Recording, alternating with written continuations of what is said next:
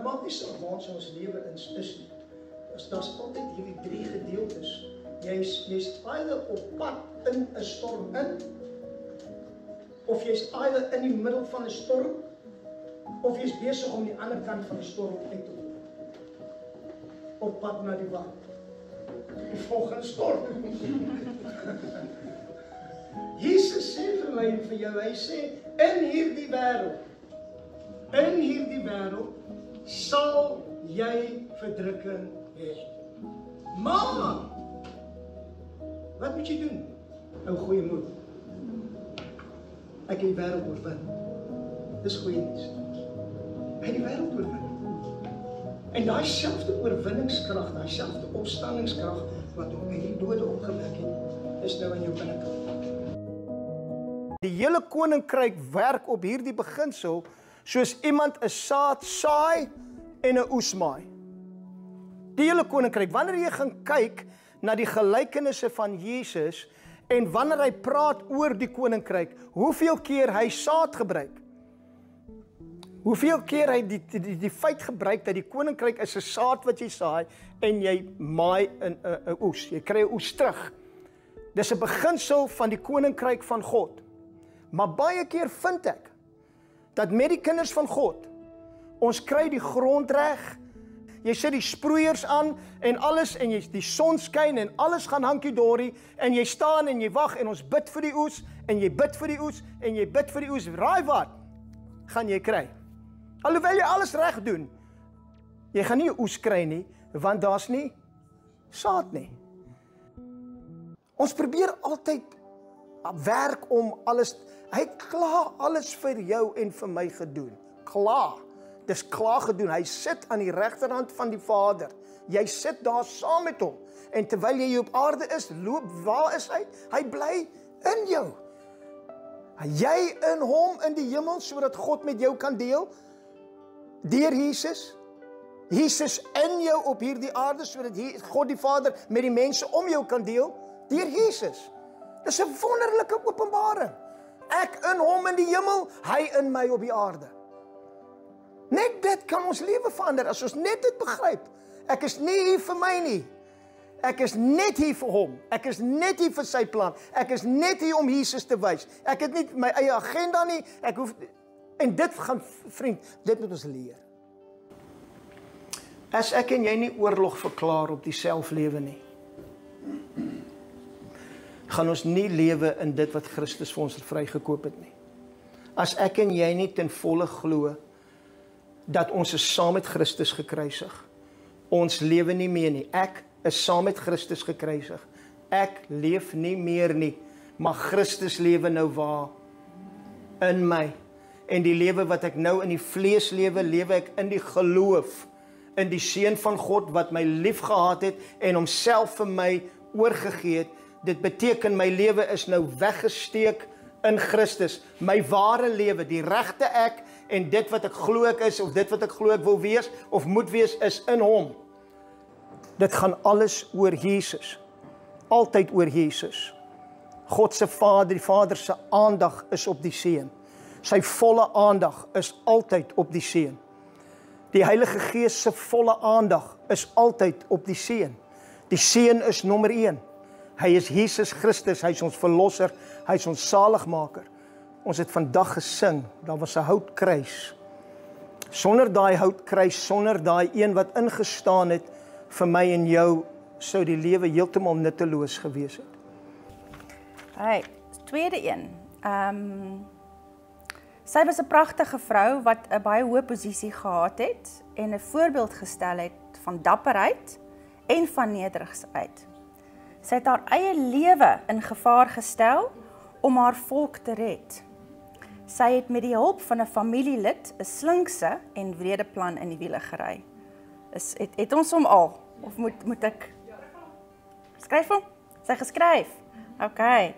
So, dan om dit makliker te maak, sy was 'n koningin. Kan iemand sê wie was die familielid? Mordegai. OK, goed. En dit was die werk van Haman gewees, wat hulle in die wiele gery het. En haar naam was? Esther. Hey. goed. O julle wat die Here herinner aan sy beloftes, moenie rus nie en laat hom nie met rus nie. Pla hom elke dag. U het gesê, u het my geken voor die grondlegging van die wêreld. U het gesê, my naam is gegraveer op die handpalm. U het gesê, u weet wat u vir my beplan, voorspoed, nie teëspoed nie. Herinner hom elke dag aan sy beloftes. Hy sê vir ons, julle mag maar. Dis tog lekker om met jou pappa te praat en sê, kan pappa onthou, ons gaan roomys eet vandag. En die belangrikste is ons moet ons koning ken. Ek kan nie identiteit in God hê as ek nie weet wie en wat hy is nie. En al hoe ons dit gaan leer is om ons skrif te bestudeer en tyd aan sy voete soos Maria te speel. Ag te sit al salf ons sy voete met trane, nog steeds net daar te wees en op te daag. Baie jare later kom daar 'n man met die naam van Jesus.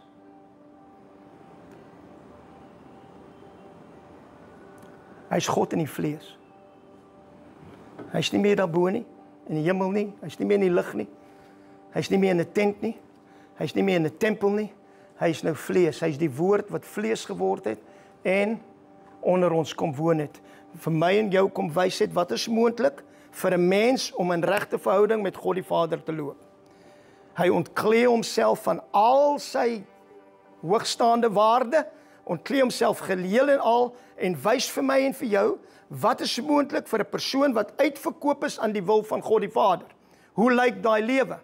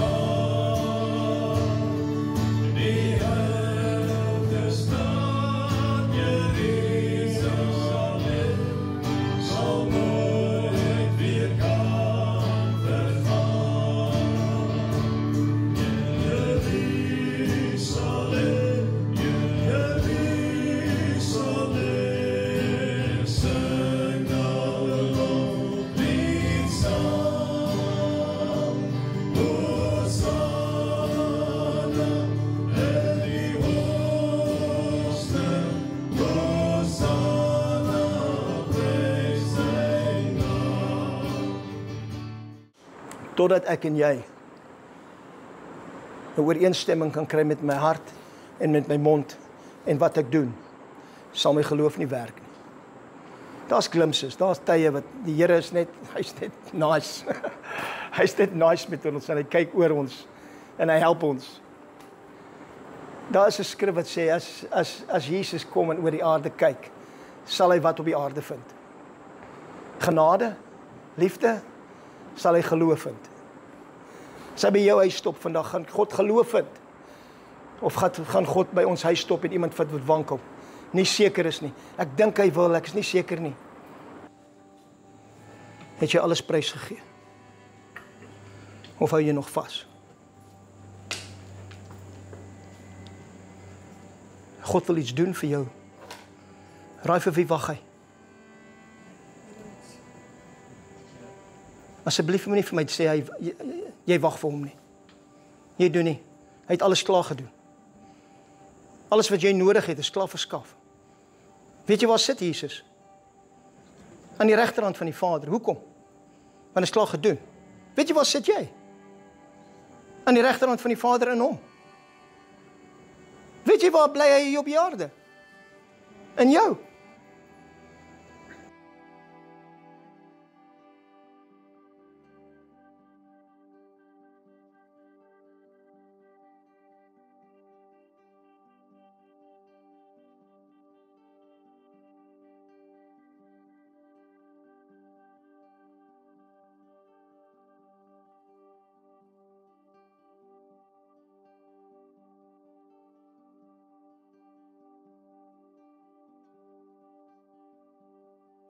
En al wat hy sê is, jy moet hulle lief hê. Jy is die lam, ek is die lam, geslag van die fondasie van die aarde af, sodat jy in liefde kan wandel. Maar terselfdertyd het jy 'n leeu aan die binnekant van jou, wat wil opstaan teen die omstandighede. Dat wanneer jy sien daai persoon kom en hy val jou aan vir geen rede nie en jy het geen benul hoekom nie. Wie het dit al beleef? Wow, wat's nou fout met haar? Nee, dis wat ek sê.